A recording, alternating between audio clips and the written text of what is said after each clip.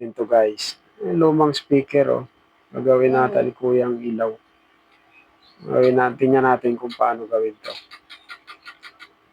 Ang galing oh. Magnet lang pero umiilaw yung bumbilya. Di ba?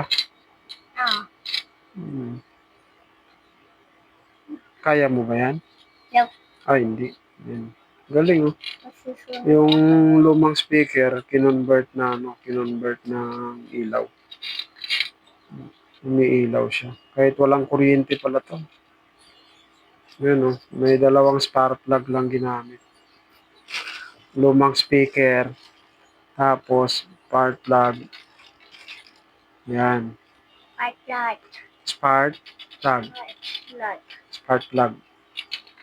Yan. Ayun oh, umiilaw na oh. Galing oh. Yun oh. Ganyan lang pala oh. Dalawang spark plug, tapos wire. Kukunik mo lang sa malaking speaker na luma. Magkaka